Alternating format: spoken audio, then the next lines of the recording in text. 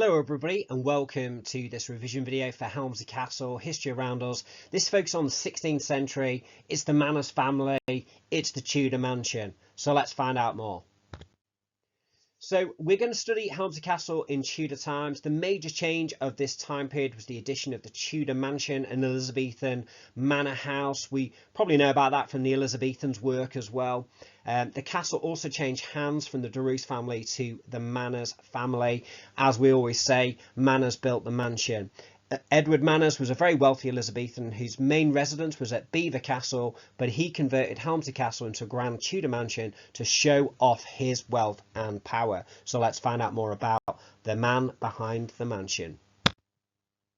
So the time period we're looking at is this sort of green time period here, and that's where it all kind of fits into the whole story. You could pick this as a specific time period, it makes sense.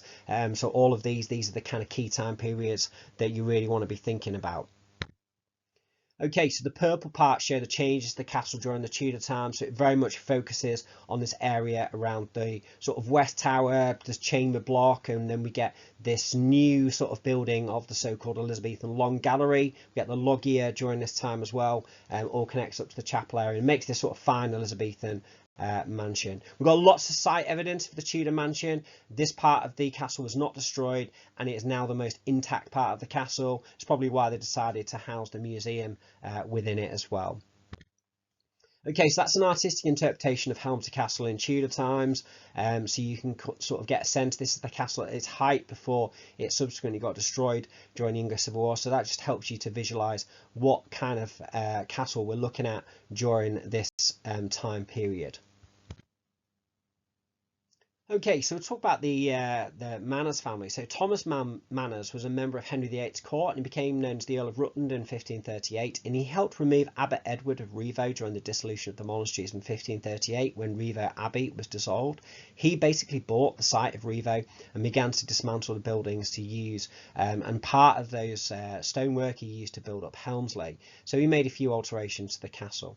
Now, Edward Manners was the grandson of Thomas Manners, and he inherited the castle in 1563, but he mainly lived at Belvoir Castle in Leicestershire. Edward Manners had married Isabel Holcroft, and they converted Helmsley Castle into a fine Elizabethan Tudor mansion.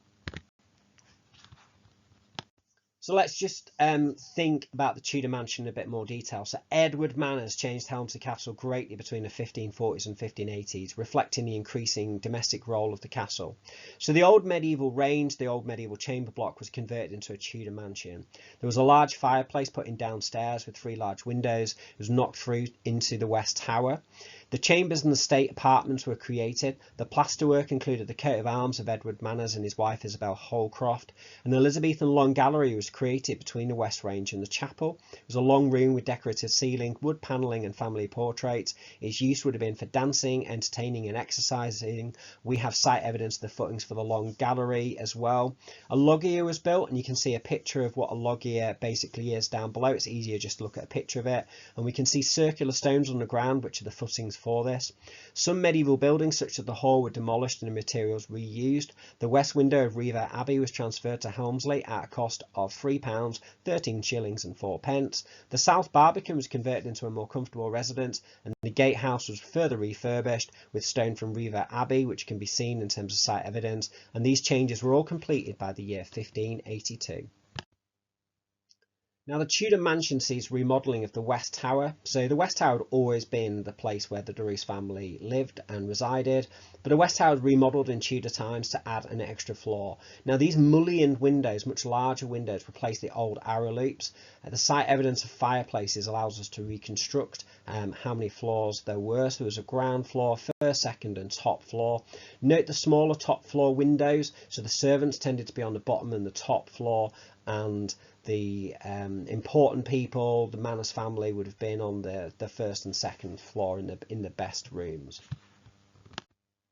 So if you have a look at the site evidence, you can clearly see there were 4 floors. The bottom and top floor were for servants, with the windows being smaller. First and second floor would have been for the lord and her family, the Manners family. There's also a surviving oak beam here, which we reckon is about 400 years old, from the era of the Tudor mansion. We can still see the sockets where the oak beams would have fitted in to actually support the floor, which is really, really interesting. Obviously, the floor is no longer there anymore. Now, a study of the physical site evidence today reveals that these new mullioned windows were put in to let in more light during the Tudor renovations. The old windows were bricked up and fireplaces installed where those windows would have been. So if you look on the other side of the West Tower, on the outside of it, you can just sort of see there in the centre where the old kind of windows had been. So basically they're doubling the amount of windows here, letting in more light, more fireplaces. Basically we can use this as evidence to talk about lives of luxury and good lives for the Manners. So the interior of the Tudor mansion had decorative plasterwork on the ceilings, wood panelling and grand fireplaces. There was a heraldic frieze too. It's typical of the Elizabethan style and fashion. Also note in terms of the actual kind of state rooms of the Tudor mansion, the oriel windows that are sticking out on the first floor of the Tudor mansion. This was to afford even better views of the hunting lands that these grand state rooms looked out upon. So there's loads of great site evidence to reconstruct the Tudor mansion. So we can see A is the West Tower, B is the original doorway, C is the doorway from the first floor onto the loggia balcony, D is the base of the medieval chimney, E is the footings of the steps that led onto a loggia balcony. So there would have been a loggia. You can see the loggia at Hardwick Hall there. This loggia would have kind of gone along the front of the Tudor mansion on the West Range there. So that's really, really important site evidence.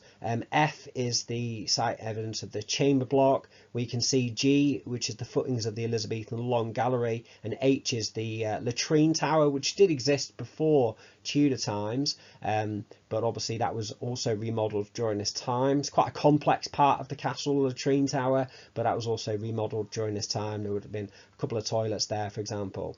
Now, can see a picture of the so-called the corridor. This is the foundations of the Elizabethan long gallery, looking back from the chapel down to the actual Tudor mansion itself. And then these small stones on the floor, you can see that picture there as well, are the foundation of the loggia, which was another popular Elizabethan mansion feature. And again, as we've seen, we can see what it looked like from Hardwick Hall. So this is an artistic interpretation which allows us to visualize the Tudor mansion, and we can see there have been some like nice gardens there and stuff like that, so we can sort of like see exactly what it would have looked like and get a really good view of the loggia here as well. Sadly, the artistic interpretation doesn't really show off the Elizabethan long gallery, so we have to imagine that, but we can see the footings for the loggia helping us to reconstruct where the loggia were. We can see the base of that chimney, which dates back to medieval times. We've got site evidence of the mullioned windows, although now some are bricked up after the 1696 window tax. We can see the footings for the long gallery, and note the domestic purpose. It's now a grand country house, Tudor mansion, fine Tudor mansion. Now inside, this is another artistic interpretation of the interior, and we can kind of rebuild that because we can see lots of these features. We can see that the fireplace is still virtually intact. We can still see the evidence of some of the ornamental plasterwork that survived in a few places. We can even see some of the furniture, such as the chest that's still in the castle today, and we've got site evidence of the wood panelling as well. So here you can see a picture of the ornamental plasterwork which decorated the ceiling, and some of the wood panelling and the heraldic frieze that you can see there. All of this was fashionable in Elizabethan manor houses to show off wealth and show off power. Here we can see the site evidence of the intricate wood carving above the ornate fireplace reveals the wealth of the Manners family and how they wish to show off their wealth, and it reveals when the works were completed as well. It says the years Anno Domini 1582. That's still there for us to see as well, so it's a really nice feature. So we've got some source evidence about this as well, from a letter from Edward Manners' agent called William Seagrave in April 1578. It says, "Your buildings at the castle Helmsley here do not proceed so speedily as the masons supposed. The masons' work will not be ended before August." So even in Tudor times, they had problems with building work. And there's a little picture here of the latrine tower. There's some site evidence of the latrine tower and changes is the West Tower, and that provides evidence again of the increasing domestic role of the castle due to the remodelling by Edward Manners. And you can also see here a nice artistic interpretation of what those latrines would have looked like.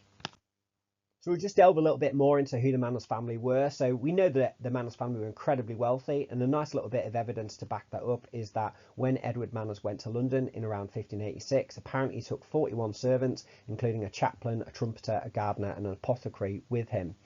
We also know they were well connected. So after Edward Manners, there was Roger Manners. Now, Roger Manners, the 5th Earl of Rutland, his daughter Bridget became a lady in waiting to Elizabeth I in 1589, which this was a very respected position and shows how connected to the Elizabethan court the Manners family actually was. So this is a letter from Elizabeth, Countess of Rutland, to the Countess of Bedford, 26th of July 1589. It says, "I understand from Mr. Roger Manners of the Queen's gracious disposition towards my daughter Bridget for receiving her into her service."